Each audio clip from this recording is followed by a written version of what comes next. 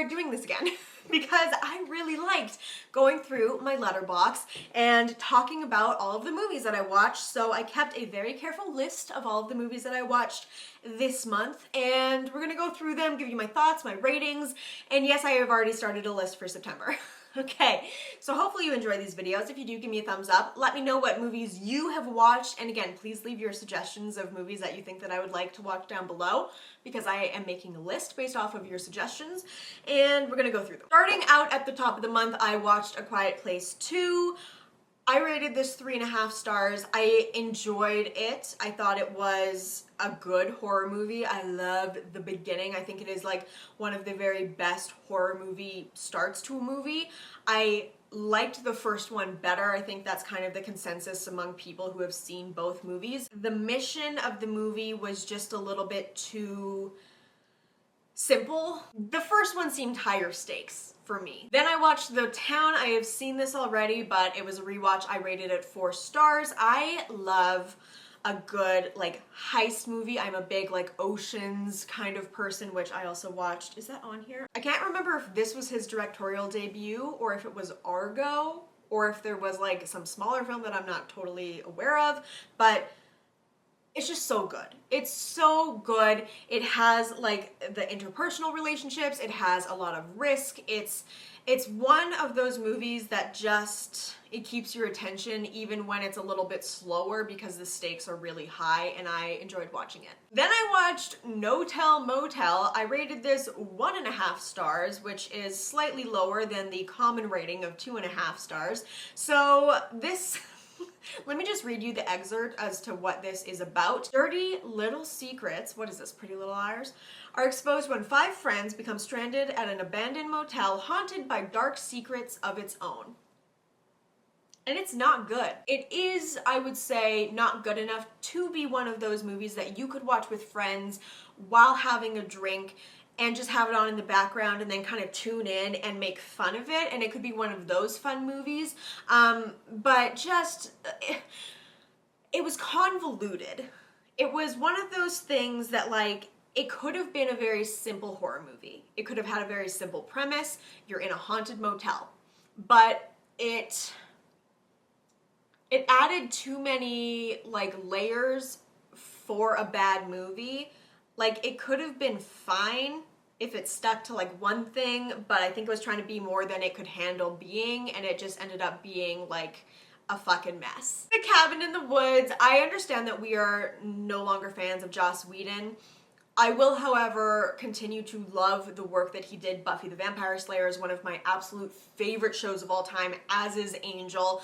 This is one of my favorite movies of all time. Horror or other genres, like, it is one of my favorite movies. So yeah, Joss Whedon wrote this and produced this. It was directed by Drew Goddard, but this is basically following 5 college friends spend the weekend at a remote cabin in the woods where they get more than they bargained for. Together they must discover the truth behind the cabin in the woods, and I rated this 4 stars.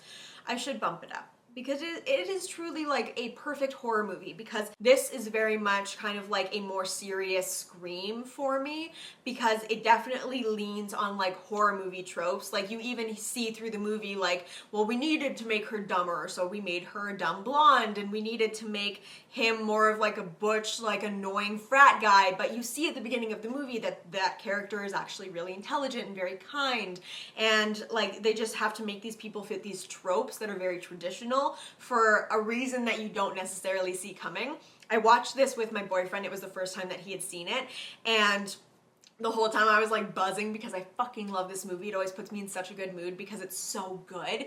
And he was just like, every 5 minutes, like, that's not what I expected. That's not what I expected. What the fuck is happening in this movie? And like, that is exactly, like, I love that. We watched a lot of movies in Seattle because I spent a lot of my time, if you don't know, I went there and I got liposuction, and there is a video about that on my main channel, and also vlogs here covering the recovery portion.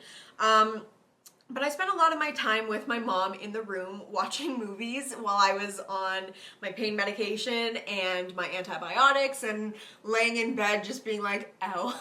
So we watched a lot of movies together. First one being all of the John Wicks. So we watched John Wick 2014, I rated that 4.5 stars. John Wick Chapter 2, I rated 4 stars. And John Wick Chapter 3, Parabellum, I also rated 4 stars. The first one is where you get introduced into this universe. And it is so... it's very much like an alternate reality. Like, it still seems very real and based in, like, it could be here, except there's just, like, a couple different ways that society works. And universes like that are so interesting to me because it feels real, but a little off. I love the action, and all of the movies are really, really, really strong, and I'm so excited for the fourth one. But yeah, we just sat there on the pull-out bed watching, like, but I don't know how many hours that would be, like 6, 7 hours of John Wick kicking ass. And that's why I kept making the joke, because as I was healing, I just got like so many bruises up my body. I literally looked like a giant bruise. And I was like, this is what John Wick would look like if he actually like wasn't a fucking supernatural being. Because truly, the amount of fights that he gets into, he should be just a human bruise. We watched San Andreas. I watched this, I will admit, halfway through and also while very tired, but I rated it 3 stars because it is definitely like an entertaining movie. Like, it kept my attention while I was awake and it was fine. I think The Rock was good in the movie. I liked the casting. I think that the action was good. I think it was entertaining. I think it was corny and cheesy as fuck, but movies like that are just easy to watch. I watched Blood Red Sky on the plane ride home. I just downloaded it on Netflix, and it started off so promising for me. Like, it started off super entertaining. It is about basically this woman and her son are on this flight. I think they're going to New York, and she has this illness, and then the flight gets taken over by this group of people who basically just want to, like, I don't know, they just want to like wreak havoc, and they're gonna like kill people to do it, and they want to take over the plane. Her disease is something that could really save the day here, but it is, I think the issue with the movie is that it is too long. Like, it is way too long. It was such an interesting start, and it was such a good premise, but there were too many, like, yes, and let's continue. Like, there were moments when it could have just been like, and this is the climax, bing, bang, boom, like, let's wrap it up. Like, they could have ended it 30, even 45 minutes earlier, and it still would have been a good movie, but they stretched it out because they just wanted to like get to this ending, and like they could have gotten to that ending just by cutting some shit out of the middle, but like it was just a little bit too much. I watched Girl on the Third Floor. This is a 2019 film. I rated this 1.5 stars. First of all, this is one of those movies that from the first frame, you're like, oh, this is gonna be one of those movies. Like, you know what you're getting into, and I will say that it is my own fault that I continued watching. So this is about a guy named Don. Don's kind of a piece of shit. He bought this house because he was a piece of shit, and he wants to keep his family together, and he's trying to repair this mansion, and all the while he is a piece of shit. And like, it's haunted. This is another movie just like No Tell Motel where they just tried to do too much. It was, honestly, I think the overarching bit of it was okay. Like, it's haunted, but there's also like a test that this house gives you, and like that's a cool enough kind of idea. But instead, the movie was just not good. Some of the gore was okay. I would say that one of the like evil people in it was very creepy, and you couldn't really tell what they were, and that was, I think, kind of the point. There were some characters that were introduced and you were like, what? And then you're like, I don't understand what their purpose is, and then they were never mentioned again. There were like rules about the house that didn't line up for all characters, because it's like whoever enters the house, like it's a test and that determines your fate in the house, and like one guy entered the house and he didn't get tested, and then he ended up like not leaving, and it's like he was just like some dude who was in the wrong place at the wrong time. I watched Twister for the first time all the way through. I have, like most of us, seen bits and pieces of this movie. It is a classic, right? And like, you know the general kind of like ebb and flow of this movie. and oh god, it was so long. It was so long. This came out in 1996. I rated it 3 stars. It's a good, cheesy, campy movie. The effects are still pretty good. There's definitely very entertaining parts watching it. I think it's just a little bit too long. I think there's too many, like, we're gonna go and get this tornado now, and then we're gonna go and get this tornado now, and it's just like, okay, like, I get that that's literally the point of the movie, but like, can you just like get maybe one fewer tornado and end the movie half an hour sooner? I don't care. I can suspend my disbelief because I don't know enough about weather patterns to know like what is and isn't true about their tornadoes, all right? And I can suspend my disbelief with like, you can get this close to a tornado and it's totally fine and you're not gonna die, or you can hang on to something and a tornado can run through you and you're gonna be chill as fuck. But what I can't suspend my disbelief about is the interpersonal relationships in this movie, because it was just like, it was just like trauma bonding. Why?